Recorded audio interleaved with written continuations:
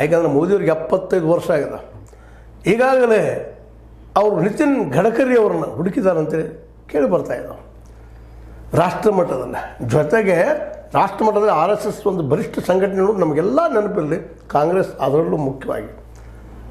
ಇಂಥ ಸಂದರ್ಭದಲ್ಲಿ, ಅತ್ಯಂತ ಕಷ್ಟದ ಸಂದರ್ಭದಲ್ಲಿ ಸಿದ್ದರಾಮಯ್ಯವರಿಗೆ ಬೇಕಿತ್ತ ಈ ಸಂದರ್ಭದಲ್ಲಿ ನಾವು ಮೆಜಾರಿಟಿ DK ಅವರಿಗಿಲ್ಲ, ನಾನೇ ಮುಖ್ಯಮಂತ್ರಿ ಅಂತ ಹೇಳುವಂಥದ್ದು. ಆಲ್ರೆಡಿ DK ಶಿವಕುಮಾರ್ ಅವರು ಒಪ್ಕೊಂಡಿದ್ದರು. ಅದು ಮೇಲ್ಪದರಲ್ಲಿ ಒಪ್ಕೊಂಡಿದ್ದಾರೋ ಒಳಪದರಲ್ಲಿ ಒಪ್ಕೊಂಡಿದ್ದಾರೋ ಬೇರೆ ಮಾತು.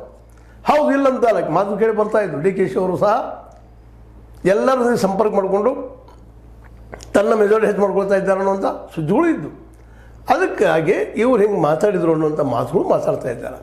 ಆದರೆ ಇದೆಲ್ಲ ಜನಮಟ್ಟದಲ್ಲಿ ಒಂದು ಒಪ್ಪುವಂಥ ವಿಷಯ ಅಲ್ಲ.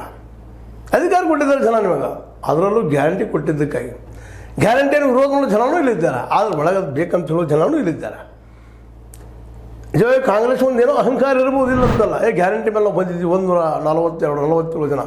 ಈ ಭ್ರಮೆಗಳಿಗೂ ಜನ ಮುಂದೆ ನಡೀಲಿಕ್ಕಿಲ್ಲ ಅನ್ನೋದು ಸಹಿತ ಗೊತ್ತಿರಬೇಕಾಗ್ತದೆ.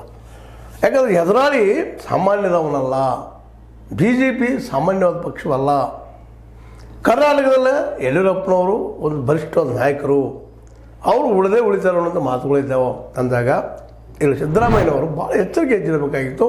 ಯಾಕೋ ಏನು ಎಡವಿದ್ರು ಇಲ್ಲೇ ಸಿದ್ದರಾಮಯ್ಯನವರು, ಜೊತೆಗೆ DK ಶಿವಕುಮಾರ್ ಅವರು ಎಡವಿದರು. ಸಿಕ್ಕಂಥ ಅವಕಾಶ